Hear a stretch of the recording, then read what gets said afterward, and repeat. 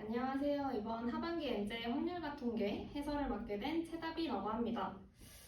이번에 확률과 통계는 주제 3개를 다루게 될 예정이고 각 주제마다 기본 개념 그리고 문제를 풀 때 유의해야 될 포인트를 간단하게 짚고 문제풀이에서는 평가원 기출문제 그리고 자작 문제를 2-3개 정도 다룰 예정입니다.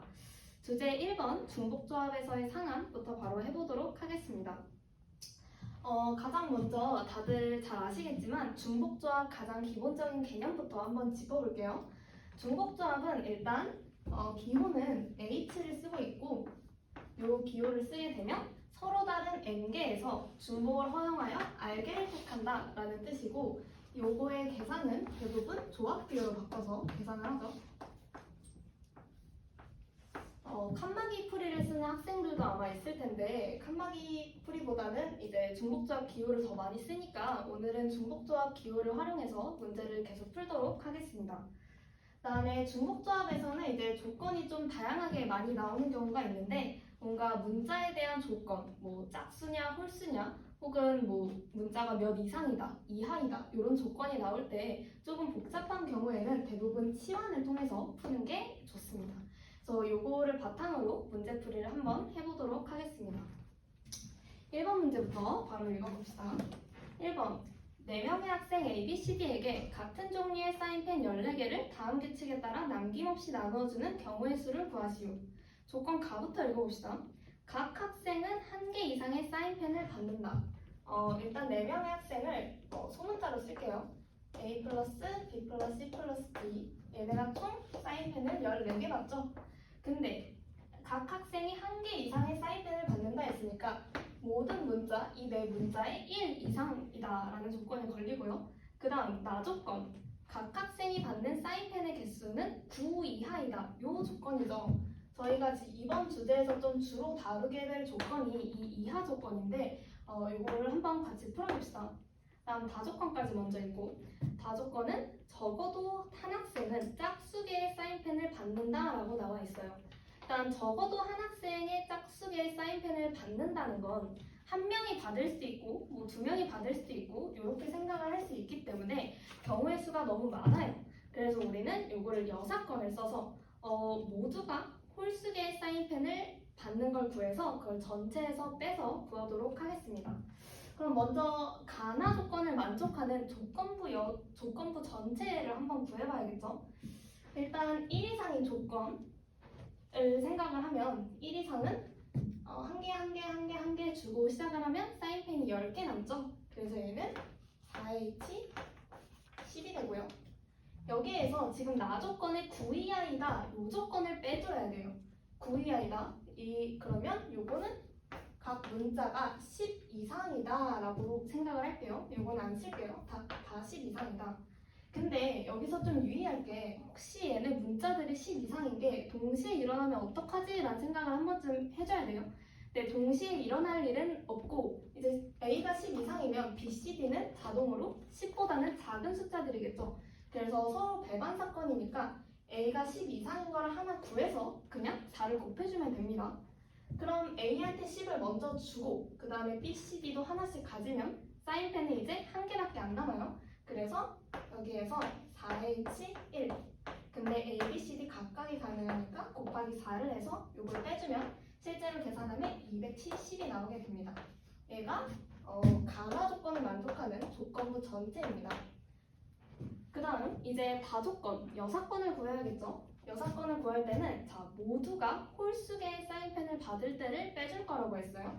이때 이제 저 치환을 좀 활용해 볼 건데 여사건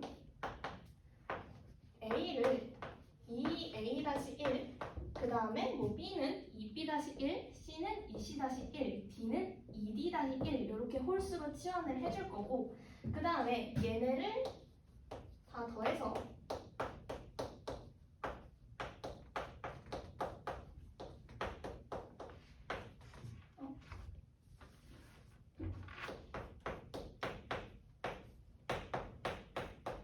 14가 나와야겠죠. 우리가 방금 설정한 A-, B-, C-, D-는 다 0 이상의 조건을 가지고 있다는 걸 생각하면서 여기 와서 한번 풀어봅시다. 얘를 실제로 정리하면 A- 플러스 B- 플러스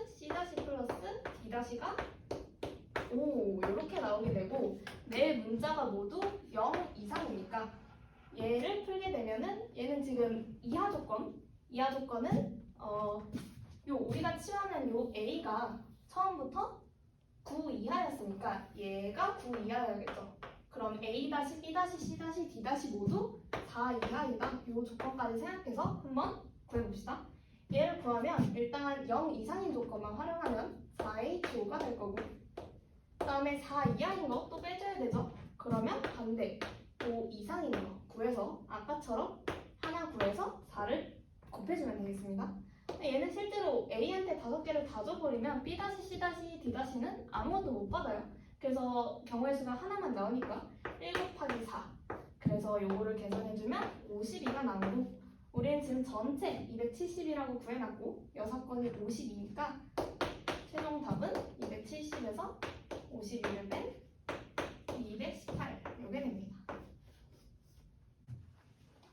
이어서 2번 문제 한번 볼게요. 2번 문제 먼저 읽어보면 4명의 학생 A, B, C, D에게 같은 종류의 사인펜 10개를 다음 규칙에 따라 남김없이 나눠주는 경우의 수를 구하시오. 조건 한번 읽어볼까요? 가조건, 적어도 한 학생은 사인펜을 받지 못한다. 일단 이 조건을 보고 뭔 생각이 들어야 되냐면, 적어도 한 학생이 사인펜을 받지 못한다는 건 한 명이 못 받을 수도 있고 2명, 3명, 4명이 못 받을 수도 있어요. 그래서 경우의 수가 너무 많기 때문에 이것도 이제 여사건으로 전체 사건을 구해서 모두가 한 개 이상을 받는 그 사건을 빼주면 되겠죠. 그렇게 한번 구해볼게요.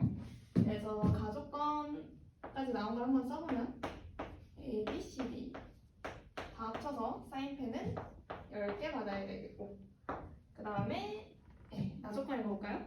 각 학생이 받는 사인펜의 개수는 6 이하이다. 이하 조건이 또 나왔네요. 얘네가 다 6 이하로 받아야 된다. 요걸 해야 되는데 우리가 가조건에 의해서 지금 여사건을 써야 되죠. 여사건을 쓰기 위해서 일단 전체를 먼저 구해줄게요. 일단 전체를 구할 때는 나 조건을 껴서 구할 거예요. 그래서 어떻게 보면 조건부 전체라고 볼 수 있죠. 그래서 A, B, C, D가 합해서 10개인데 6 이하이고 0 이상일 때 요게 전체겠죠? 그러면 지금 사인펜이 총 10개 있으니까 4명에게 나눠주니까 4에 70 이렇게 되겠고, 아까 했던 것처럼 6 이하인 조건은 한 문자가 7 이상이다. 네 문자가 다 7 이상이다. 이렇게 써준 다음에 하나 구해서 곱하기 4를 해줄게요. 그럼 얘가 7 이상이라는 거는 얘한테 7개 주고 얘는 빵빵빵인 상태니까 사인펜이 3개겠죠? 그러면 4H 3 요게 A, B, C, D 각각 해당하니까 곱하기 4를 해주면 되겠습니다. 그래서 얘는 실제로 계산을 하면 206이 나오게 됩니다. 요게 나 조건을 낀 조건부 전체고요. 그 다음에 우리는 여사건을 구해야겠죠? 그러니까 가조건의 여사건이니까 모든 학생이 사인펜을 1개 이상 받는 걸 구할 거예요. 그러면 지금 A, B, C, D가 다 10개를 받을 건데 얘네가 다 1 이상이고 6 이하인 조건은 여전히 껴줘야겠죠. 요걸 해주면 다 1개 받고 시작하니까 사인펜은 6개 남아요. 그러면 4H6 그다음에 여기서 빼줘야겠죠? 얘 아까처럼 7 이상. 근데 여기서 주의할 건 얘도 빵빵빵이라고 생각하면 안 되고 1 이상인 조건이 있으니까 7개, 1개를 받았어요. 그럼 사인펜이 하나도 남지 않죠. 그래서 4H0 요게 A, B, C, D 4개가 있으니까 곱하기 4를 해주면 얘는 계산을 하면 80이 나옵니다. 그래서 전체에서 6건을 빼준 게 답이니까 답은 206에서 80 빼주면 126 이렇게 나오겠네요. 그래서 여기까지가 2번 문제고 1번 문제보다는 조금 쉽죠? 네, 넘어가 보도록 할게요. 3번 문제 4명의 학생 A, B, C, D에게 같은 종류의 공 12개를 규칙에 따라 남김없이 나누어주는 경우의 수를 구하시오. 얘는 조건이 총 3개가 있는데 천천히 읽어봅시다. 일단 가조건은 우리가 했던 거랑 비슷하고 되게 평범해요. 각 학생은 1개 이상의 공을 받는다 라고 되어 있고, 그러면 써볼까요? A, B, C, D 다 합쳐서 공을 10개를 받는데 각 학생이 1개 이상이다. 제가 자꾸 이렇게 쓰는 거는 모든 내 문자가 모두 해당되는 얘기예요. 한 개 이상을 공에 받는다라고 되어 있고, 나 조건 4명의 학생 중 짝수개의 공을 받는 학생은 2명이다라고 나와 있어요. 그러면 그러니까 2명이 짝수개를 받으면 짝수를 지읒이라고 쓸게요. 2명이 짝수를 받으면 나머지 2명은 어떻게 받을지를 좀 생각을 해봐야겠죠. 근데 지금 4개를 다 합쳐서 짝수가 나와야 돼요. 합쳐서 짝수가 나오려면 짝짝이거나 홀홀일 수밖에 없어요. 근데 짝수의 공을 받는 학생이 2명이니까 나머지 2명은 홀수일 수밖에 없겠죠. 나 조건에서 얻어야 될 건 딱 요거예요. 알겠죠? 그 다음 요걸 생각하고 다 조건 학생 A가 받는 공의 개수는 학생 B가 받는 공의 개수보다 많다라고 나와 있어요. 요 조건 A가 받는 공이 B보다 많은 경우. 근데 요거는 생각할 때 좀 많아져요. 그러니까 B가 만약에 한 개는 이상이니까 한 개를 받는다고 치면 A는 2개 받을 수도 있고 3개 받을 수도 있고 4개 받을 수도 있고 이 경우가 너무 많단 말이에요. 그래서 얘를 하나하나 따질 수 없으니까 어떻게 생각해야 되냐면 A랑 B랑 공을 받는 그 사건을 좀 생각해보면 A가 B보다 많이 받는 경우, 그 다음에 얘랑 같은 경우에서가 나올 게 B가 A보다 많이 받을 경우죠. 그 다음에 A랑 B랑 공을 받는 개수가 같을 수도 있죠. 총 요 세 사건이 가능한데 그러면 생각해보면 이 경우의 수와 이 경우의 수는 같을 수밖에 없지 않을까요? 그럼 우리가 구하고 싶은 건 얘니까 결국에 얘를 다 구할 필요 없이 전체에서 A랑 B랑 공 받는 개수가 같은 수를 빼서 2로 나누면 요 경우의 수가 나오겠죠. 우리는 요걸 활용해서 좀 풀어보도록 합시다. 이건 지우고. 그래서 결국에 다 조건에서 이제 A랑 B랑 같게 되는 요거를 우리는 이제 구해낼 거예요. 그러기 위해서 먼저 가나 조건을 띈 조건부 전체를 우리 한번 구해봅시다. 여기다 쓸게요. 전체. 일단 잘못 썼어요. 이 공이 12개입니다. 12개. 어쨌든 짝수니까 달라지는 건 없죠. 자, 전체는 A, B, C, D가 지금 합해서 12개가 나와야 되고 1 이상이어야 되는데 나 조건을 껴야 되면 2개는 짝수, 2개는 홀수여야 돼요. 그럼 먼저 네 문자 중에 누가 짝수를 할 거고 홀수를 할 거냐를 정해야 되기 때문에 일단 계산을 할 때 4C 누가 짝수를 할 건지 선택을 먼저 해야겠죠. 근데 여기에서 짝수를 선택하면 홀수는 자동 나머지 2명으로 정해지니까 더 이상 뭐 곱할 건 없어요. 그래서 4C 얘가 뭐 짝수냐 홀수냐 이거를 결정을 할 거예요. 이렇게 써놓을게요. 그 다음은 이제 저는 이번에 A, B가 둘 다 짝수 이렇게 해볼게요. 그럼 우리 이거는 치환을 통해서 풀기로 했죠. A는 2A-2로 하고 B도 짝수로 하기로 했으니까 2B-2로 하고 C는 여기다 쓸게요. C는 2C-1로 하고 D는 2D-1 이렇게 할게요. 그 다음에 각각이 1 이상은 받아야 되기 때문에 A-B-C-D-는 모두 0 이상이라는 조건을 달아주겠습니다.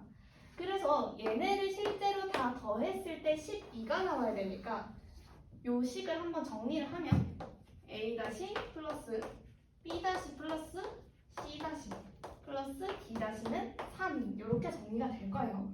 여러분들 한번 정리를 해보세요. 그 다음 문자 조건에 0 이상이라는 조건이 있었으니까 얘는 실제로 계산을 하면 4H 3이 되겠죠. 그래서 단순 경우의 수가 4H 3이니까 아까 짝수 고른 거에 곱해주면 전체 경우의 수가 나올 거고 얘는 실제로 계산을 해보면 120까지가 나옵니다. 그래서 이거를 생각해 두고 우리는 이제 A와 B와 같은 사건을 구해야 돼요. A와 B 같은 사건은 지금 짝수, 홀수 이것도 항상 생각해야 되기 때문에 A와 B가 숫자가 같은데 받는 경우의 수가 공의 개수가 같은데 짝수로 같을 거냐 홀수로 같을 거냐로 나눠야겠죠. 자, 첫 번째 A와 B가 같은데 받는 공의 개수가 같은데 짝수로 같을 때 그 다음 A와 B가 받는 공의 개수가 같은데 홀수로 같을 때 이렇게 나눌게요.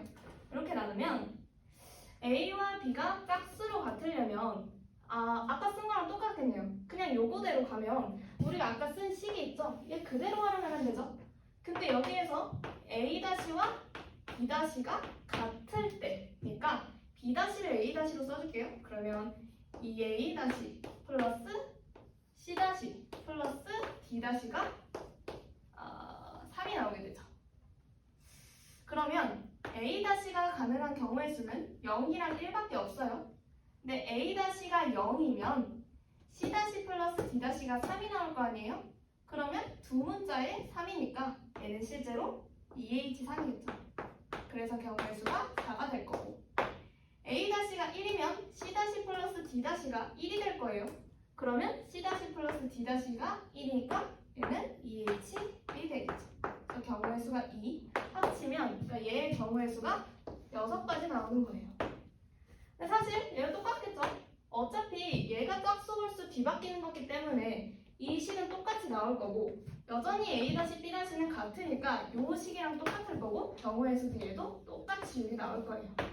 그래서 6건을 구하면 얘는 합쳐서 12가지가 나올 거니까 아까 구했던 최종 답은 전체에서 요 6건 12가지를 빼줘서 2로 나누면 A가 받는 공의 개수가 B가 받는 공의 개수보다 많은 경우가 나오겠죠. 얘는 계산을 하면 54가지가 나오게 됩니다. 이어서 5번 문제 한번 풀어볼게요. 5번 문제. 전체 집합 U의 두 부분 집합 A, B에 대하여 다음 조건을 만족시키는 함수의 개수를 구하시오. 지금 전체 집합의 원소는 6 이하의 자연수니까 1부터 6까지겠죠?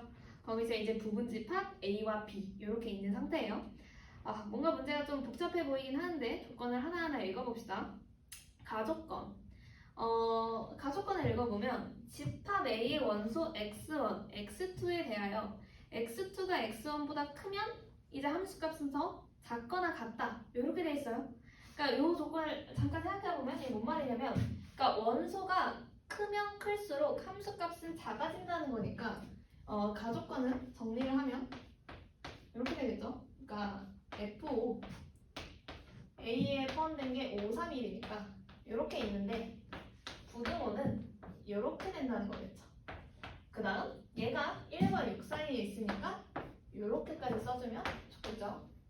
가조건, 여기 가조건이고 나조건은 이제 집합 B네요. 집합 B의 두 원소 x1, x2에 대하여 얘는 x2가 x1보다 크면 함수값이 큰 상태예요. 크거나 같은 것도 아니고 그냥 크다예요. 그래서 얘는 정리를 하면 F2, F4, F6의 관계가 어떻게 되는 거냐? 이렇게 되겠고 얘도 전체 집합 U에는 똑같이 포함되어 있으니까 이렇게 써줄 수 있겠죠. 마지막 다조건, 요거 잘 봐야 돼요. 집합이 계속 A, B 번갈아 가면서 나오고 있어서 지금 집합 A의 원소를 x1이라 하고 집합 B의 원소를 x2라고 하면 이 x1, x2에 대하여 x2, 그러니까 B의 원소가 더 크면 걔네의 함수값이 더 크게 된다 예요. 그러니까 B가 무조건적으로 A보다는 커야겠죠, 함수값이. 그럼 이게 뭔 말이냐면 어떻게 정리할 수 있냐면 얘가 집합 A죠. 가가 집합 A고 나가 집합 B인데 집합 A에서 가장 큰 것도 집합 B에서 가장 작은 것보다는 작아야 된다는 소리예요. 그래서 다조건에서 얻을 수 있는 건 F1이 F2보다도 작다. 이렇게 볼 수 있겠죠? 그러니까 B에서 가장 작은 거, A에서 가장 큰 거. 그래서 얘네를 최종적으로 다 한번 정리를 하면 조금 위에다 써볼까요? 정리를 하면 다 1 이상이니까 가조건을 먼저 쓰게 되겠죠? 그 다음 여기에 연결되는 게 다조건, 그 다음에 나조건을 바로 써보면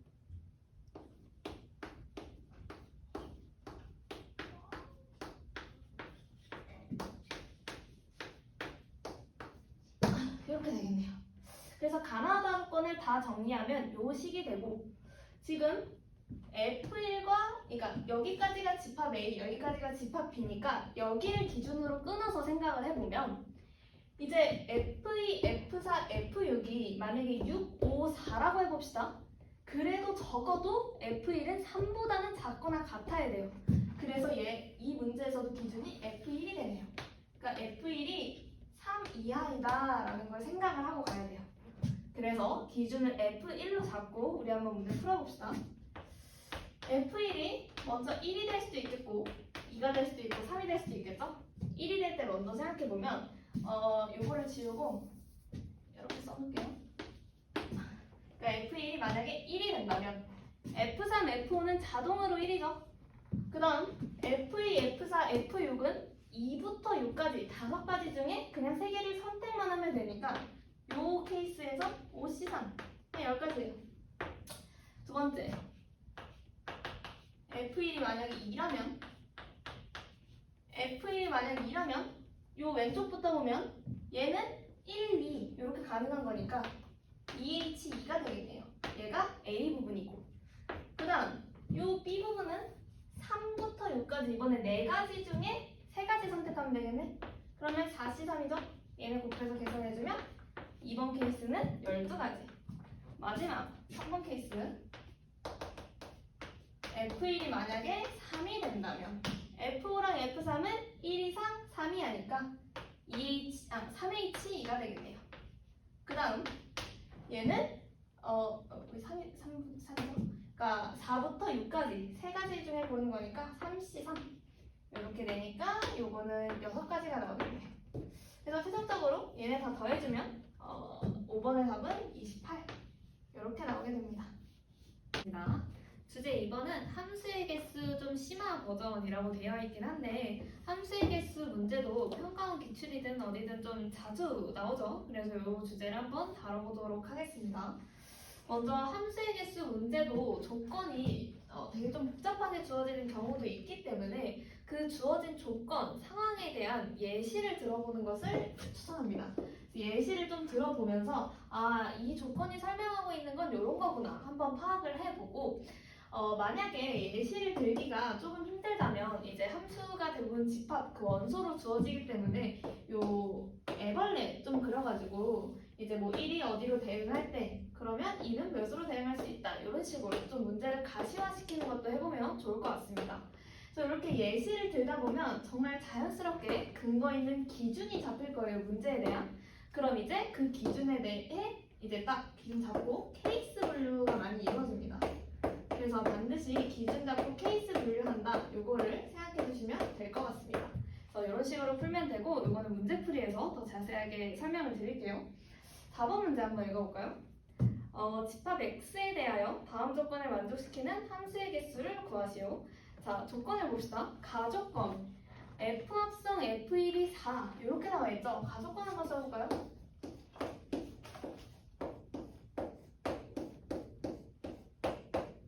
일단 요 조건 보면 좀 당황하는 학생들이 있을 수도 있어요. 굉장히 낯설죠? 근데 요 조건이 뭘 알려주는지 모르겠지만 일단 F1을 좀 강조하고 있다 정도로만 하고 나조건까지 읽어봅시다. 나조건은 F1, F3, F5와의 관계를 나타내고 있네요. 그러면 여기까지만 보면 단순히 F1, F3, F5만 알려주고 있는 것 같지만 그래서 F2와 F4는 아무 상관이 없나 생각할 수 있지만 실제로 이 가조건 때문에 F2, F4가 결정되는 경우도 있겠죠.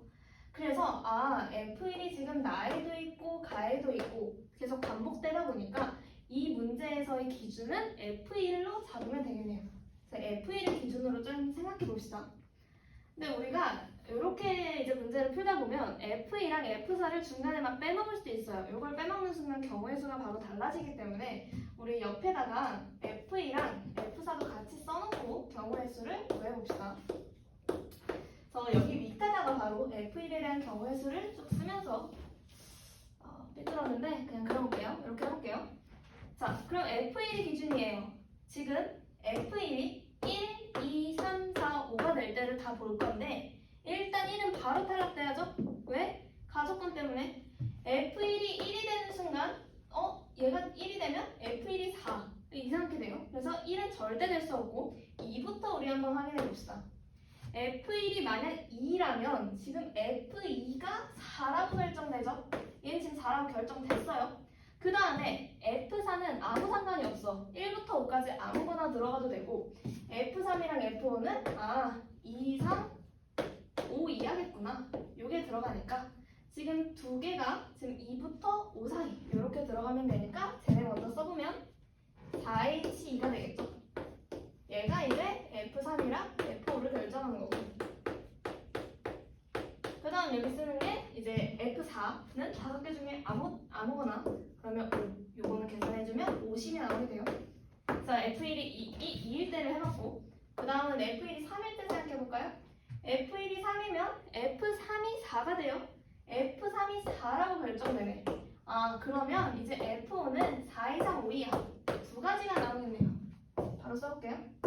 그 다음 지금 F2랑 F4는 아무 상관이 없어요. 5개 원소 다 가능하니까 그냥 곱하기 5 곱하기 5를 해주면 되겠죠. 그럼 얘는 똑같이 50까지가 나오네요. 그 다음 F1이 4일 때 생각해볼까요? F1이 4면 자 가족관에 의해서 F4가 4가 되겠네. F4가 4네. F2는 또 아무 상관없고 F3과 F5는 4 이상 5 이하 이렇게 들어가니까 얘는 2H2 곱하기 F2 챙겨줘야죠. 얘 곱하기 5 해주면 15. 그래서 이렇게 나오는데 마지막 F1이 5일 때는 왜 안 하냐? F1이 5가 되는 순간 F5가 4가 되는데 그러면 나조건 자체를 만족하지 않죠. 그래서 F1 기준으로 3가지 경우 케이스 나오니까 요 3가지를 이제 더해주면 답은 115가지가 나오게 됩니다.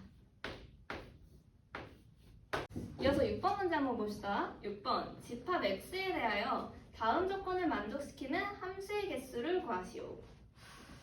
조건 읽어볼까요? 가조건 집합 X의 원소 X1, X2에 대하여 X1과 X2가 다르면 함수값도 다르다. 요 가조건 익숙하죠? 1대1 대응을 나타내주는 말이고요. 요거는 이따 우리가 문제를 풀면서 계속 생각해야 될 부분이고 나조건 봐볼까요? F3 플러스 F4는 4의 배수이다 라고 나와있네요. 근데 지금 원소가 1부터 6까지가 있어요. 그러면 우리 생각을 좀 해봅시다. F3이랑 F4를 더해서 4의 배수가 나와야 되는데 그러면 4의 배수가 될 수 있는 거 일단 원소가 1에서 6까지 있다는 걸 생각을 해보면 4의 배수가 될 수 있는 건 겨우 작은 것부터 생각해보면 4, 8, 12까지밖에 안 되죠. 원소가 6까지밖에 없으니까 두 개 합쳐서 겨우 12까지밖에 안 나와요. 합의 조합이 4, 8, 12가 되겠구나 하는데 우리가 가족권을 생각해야 되잖아요. 1대1 대응 반드시 하나에만 대응해야 되니까 하나가 하나에만 대응해야 되니까 이 12는 벌써 탈락을 하겠죠.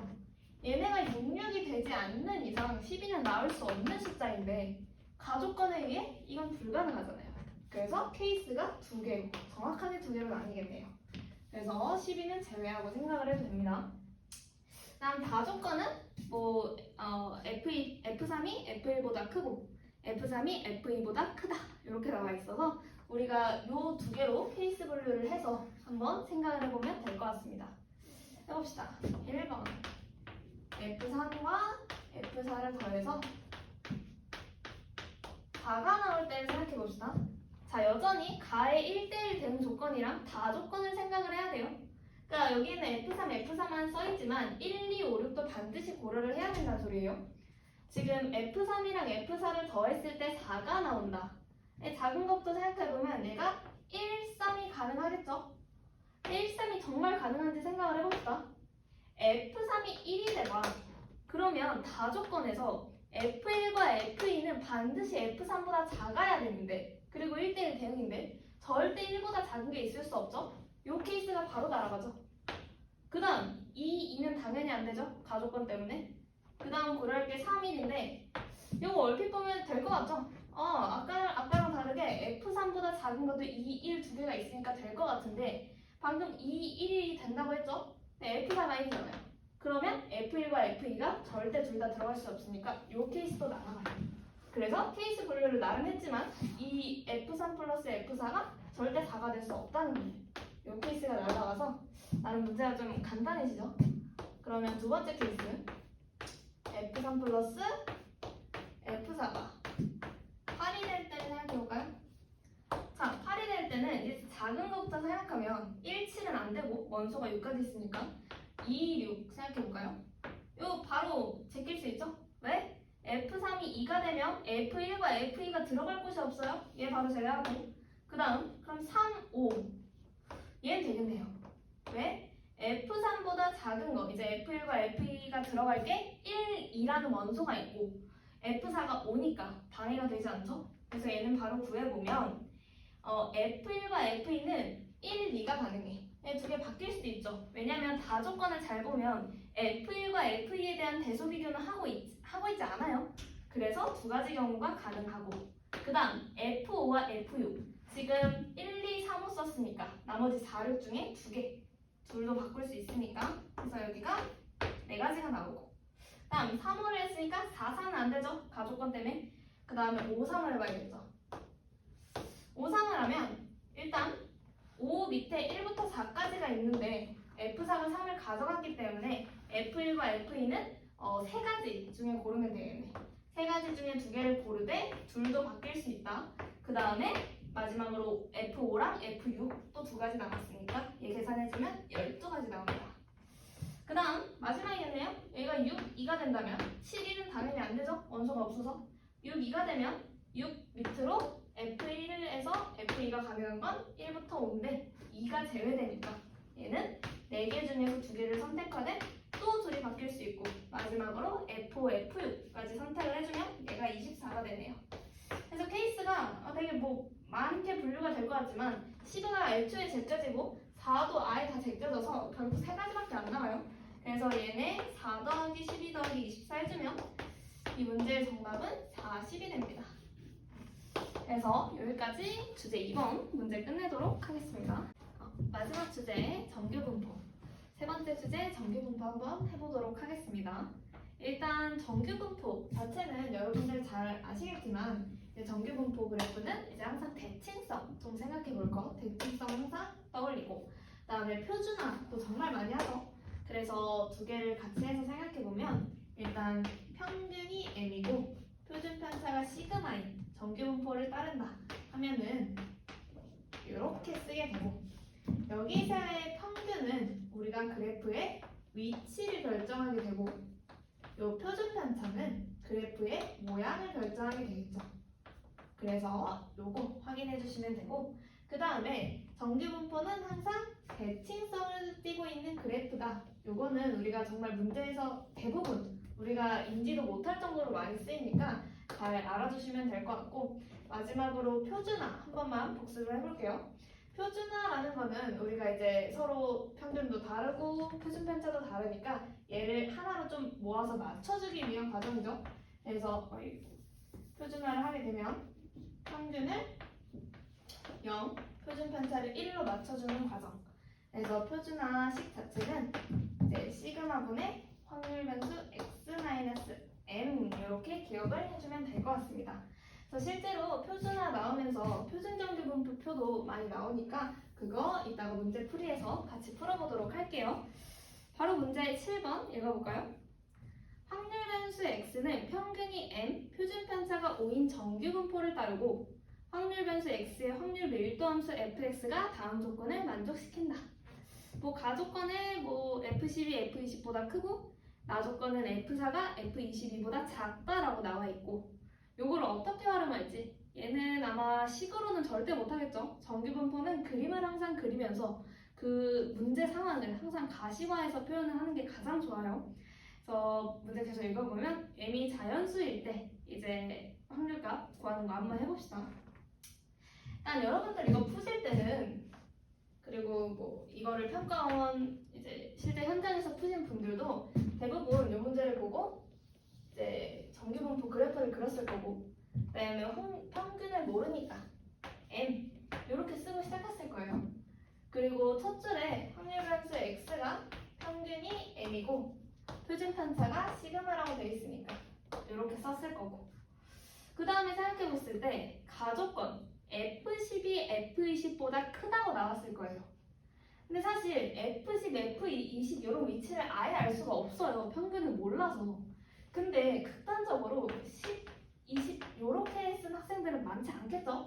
대부분 이제 문제풀이를 할 때는 어느 정도의 감으로 10은 대략 여기 있으면 그러면 F10이 여기로 올라가서 이 정도 있고 그러면 얘보다는 F20이 아래에 있어야 되니까 좀 오른쪽 여기에 이제 F20이 있겠구나. 점선으로 좀 해줄게요. 이렇게 됐겠죠? 이렇게 그렸을 거고 나 조건을 보고 나서는 22가 한 요 정도에 있으면 F4 부분이 더 작아야 되잖아요. 그래서 이렇게 옮겨와서 여기보다는 좀 작은 이쯤에 4가 있겠구나. 이렇게 보셨을 거예요. 그 다음에 해야 되는 거는 이제 정규 분포라는 게 평균에 집중된 분포이고 이제 평균에서 얼마나 떨어져 있느냐 요거를 보는 거기 때문에 가조건 10, 20을 보면 n-10 요 간격이 당연히 20-m 요것보다는 작아야겠죠? 간격이 가조건에서 얻는 식은 딱 요거예요. 그 다음에 나조건 요 간격은 얘보다 커야겠죠 당연히. 그래서 n-4 요거는 22-m 요 간격보다 크다 요게 나오겠죠. 그렇기 때문에 요 식을 정리하면 실제로 m이 15보다 작다가 나오고요. 요 식을 정리하면 m이 13보다 작다가 나오게 됩니다. 그래서 이 두 부등식 합치면 m은 13보다 크고 15보다 작대요. 근데 문제 중간에 뭐라고 나와 있었어요? m이 자연수라고 나왔어요. 그럼 얘를 만족하는 m값은 14밖에 없겠네요. 그래서 평균은 14라는 게 나와요. 그래서 평균이 14라는 게 나오고 표준 편차는 5라고 나왔었네요. 네, 이렇게 나오면 이제 우리가 구하고자 하는 거 표준화만 해주면 되겠죠? 바로 해줍시다. 이제 17 이상 18이었는데 표준화 하는 거 저 식에다가 그대로 넣으면 되겠죠? 해주면 5분의 17-14니까 3. 그 다음에 얘도 똑같이 5분의 18-14니까 4가 나오겠네요. 여기 Z죠? 죄송합니다. 그러면 여기가 0.6이고 여기가 0.8이니까 0에서 0.8부터 0에서 0.6 이거 빼주면 되겠네. 그래서 이제 분포표에서 읽으면 0.8은 0.288이고 0.6은 0.226이네요. 그래서 요거를 빼주면 답은 몇이죠? 0.062. 그래서 최종적인 요게 답이 되고 그래서 답은 이제 3번이 되겠죠. 근데 이제 좀 의문을 갖는 학생들도 분명히 있을 거예요. 왜 하필 10은 M 왼쪽에 놓고 20은 오른쪽에 놓냐? 근데 실제로 이제 10이랑 20을 이제 M보다 크다라고 하면은 모순이 생겨요. 이것도 간단하게, 정말 간단하게 참고사항으로 이거는 사실 안 들어도 됩니다. 안 들어도 되는데 대부분의 상황을 저렇게 찍고 가는데 저게 왜 그럴까 궁금한 학생들도 있으니까 제가 한번 짚어볼게요. 그러니까 처음부터 아예 극단적으로 평균 여기가 M이 있는데 10은 여기, 20은 여기라고 설정을 한 거야. 그러면 어쨌든 가조건이 성립은 하죠. F10이 F20보다 크니까. 그 다음에 이제 나조건을 보면은 이제 22가 한 이 정도에 있으면 4는 여기보다 작아야 되죠. 너무 작거든요. 이렇게 그리게 되죠. 이렇게 되면은 무슨 문제가 생기냐? 아까처럼 간격으로 풀 건데 어쨌든 10-m의 간격이 20-m의 간격보다 작다. 근데 얘는 의미가 없죠. 마이너스 m 빼고 생각하면 그냥 20이 10보다 크다. 요거니까. 나조건 생각해보면 요 22-m 이 간격이 n-4 여기 간격보다 작아야 되죠. 분명히 얘가 더 가까이 있어야겠죠. 근데 얘는 실제로 정리를 해보면 여러분들이 정리를 해보면 m이 13보다 크다가 나와요. 근데 10이 여기 있잖아요. 말도 안 되는 거죠. 그래서 여기에서는 모순이 생기기 때문에 아예 요거는 성립할 수가 없다. 그래서 반드시 m은 요 사이에 있어야 된다가 나오게 되죠. 요거는 혹시 왜 이럴까 궁금하실 분들 보시라고 제가 한번 참고사항으로 빼서 설명을 드렸습니다. 네, 자, 이어서 문제 남은 두 문제 한번 풀어볼게요. 자, 8번 문제 읽어볼까요? 확률 변수 x가 평균이 m, 표준 편차가 시그마인 정규 분포를 따르고 이런 식을 만족한다고 하네요. 이거 한번 써봅시다. 얘가 얘랑 같은데 그 값이 0.4로 가네요. 그 다음 이때 평균과 시그마를 구해서 합한값을 답으로 쓰면 되고, 그 다음에 z는 표준 정규 분포를 따르는 확률 변수이고, 그 다음에 밑에 참고사항도 한번 써볼까요? 요 z가 0.25 이하이면 0.1, 그 다음에 0 이상 0.52 이하면 0.2로 계산한다, 이렇게 돼 있어요. 우리가 사실 정보가 되게 없는 것처럼 보여요. 왜냐면 확률 변수를 써보면 x가 정규 분포 이렇게 따르는데 지금 평균도 모르고 표준 편차도 몰라요. 대부분 하나는 주어지는데 얘는 하나도 모른단 말이야. 그러니까 우리가 할 수 있는 게 없으니까 이 주어진 조건을 그림으로 그려보는 거예요. 항상 가시화, 문제를 좀 가시화시키는 거. 특히나 정규 분포는 정말 중요해요. 한번 그려봅시다. 평균이 m, 그 다음에 뭐 표준 편차가 제가 모르니까 대칭 잡고 그리면 됩니다. 이렇게 그리고 일단 x가 3 이하인 게 0.3이라고 나왔으니까 3은 당연히 여기에 있겠죠. 그 다음에 여기가 좀 칼라 있는 걸로 0.3이겠죠. 그 다음 3 이상 80 이하가 0.3이래. 근데 정규 분포 요 면적은 항상 1이잖아요. 그 다음에 평균을 기준으로 0.5, 0.5로 나누어 가지니까 얘가 0.2죠.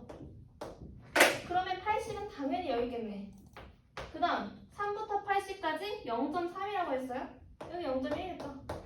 여기 분선이죠. 끝났죠. 여기까지 일단 면적이 나왔죠. 그럼 그냥 이제 지금 표준하면 되겠네요. 요거 한번 해볼까요? 일단 요거 생각하면 3 이하가 0.3이고 우리가 활용할 건 0.2랑 0.1이니까 3부터 n까지가 0.2이다. 요거 한번 활용해볼게요. 그러면 얘 지금 음수니까 요거 한번 해보면 시그마분의 3-n, 얘가 몇이 나와야 돼요? 얘가 0.5이라고 그대로 쓰면 안 돼요. 왜냐면 평균의 기준으로 왼쪽이니까 쟤를 쓸 때 마이너스 0.5이라고 써줘야겠죠. 왜냐면 애초에 정규분포 대칭성 때문에 이 0부터 52까지는 결국에 마이너스 0.5 이상 0 이하겠죠. 그러니까 요거를 지금 활용을 해준 거예요. 그래서 요식 하나 나오고 0.1은 이미 썼어요. 그 다음 n부터 80까지가 0.1 나온다. 그래서 쟤도 표준화를 해주면 시그마분의 표준화 해주는 거죠. x 확률 변수 m x 마이너스 m.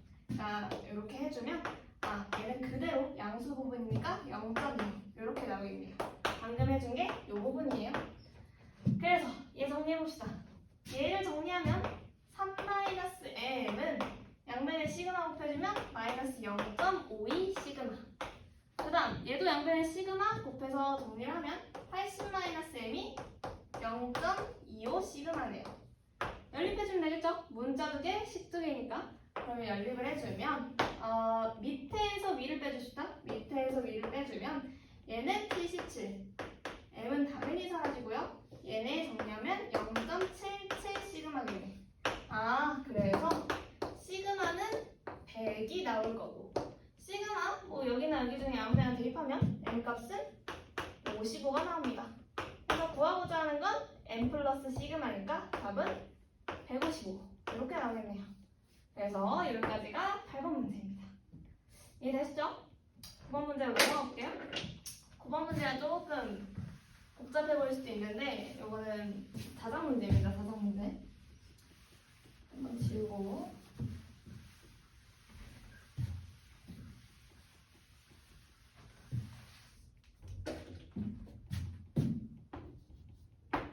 9번 문제 읽어봅시다.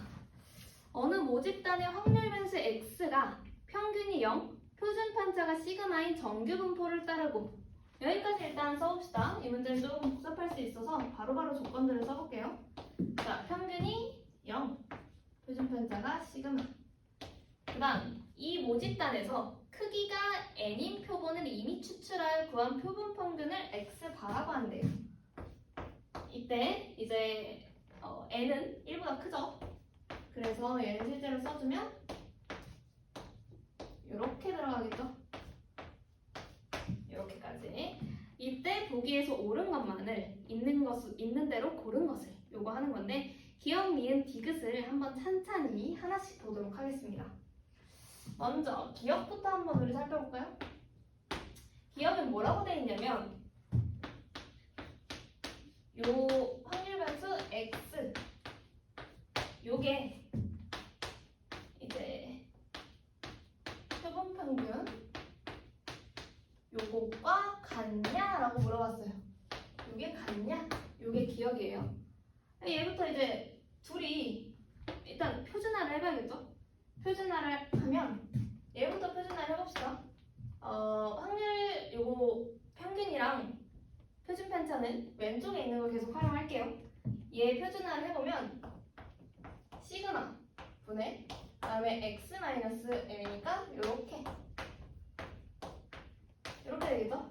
그래서 얘는 결론적으로 마이너스 1이니까 양수로 좀 바꿔서 생각합시다. 얘랑 비교가 쉽기 위해서 마이너스 1 이상 0 이하니까 얘는 결국에 0 이상 1이야겠죠?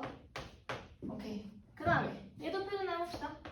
얘 표준화하면 0 그대로 있고 그 다음에 z로 바꿔서 얘는 표준 편차가 루트 n분의 시그마예요. 그럼 루트 n분의 시그마 분의 n분의 시그마니까 얘 약분하면 n분의 루트 n인 거 확인하자마자 기억은 그어야죠. 왜냐? 애초에 크기가 n인 표본을 이미 추출할 때 n은 1보다 크다고 했어요. n이 1이 아닌 이상 얘네 둘은 절대 같아질 수가 없어요. 그래서 기억은 바로 탈락. 오케이? 그 다음 니은 볼까요? 임의의 양수 a에 대하여 p, x가 a 이하 그 다음에 표본 평균 이게 이쪽이 더 크다. 요게 맞냐 틀리냐 요걸 구분하는 건데 일단 얘를 구분하기 위해서 얘네 각각의 그림을 한번 그려봅시다. 정규 분포 그려볼까요? 일단 얘네들이 좋은 점이 평균이 0으로 같아요. 그래서 한번 그려보면 평균이 0인 상태고 그 다음에 x를 먼저 그리면 표준 편차가 더 크니까 더 이렇게 그려질 거고 얘가 x 그 다음에 x바는 이렇게 그려지겠죠? 정확히 대칭입니다. 정확히 대칭이고 얘네들이 만나는 점도 한번 표시를 해봅시다. 이렇게 만나고 있어요. 요거를 생각을 해보면 일단 얘네를 비교하려면 A가 인위의 양수이기 때문에 뭐 여기 어딘가 있겠죠. 근데 얘네를 비교하려면 너무 많단 말이야. 그래서 우리는 대칭성 고려해서 어차피 0 이하는 여기 0.5인 걸 아니까 여기서 끊어주는 거예요. 그래서 얘를 비교하기 위해서 얘는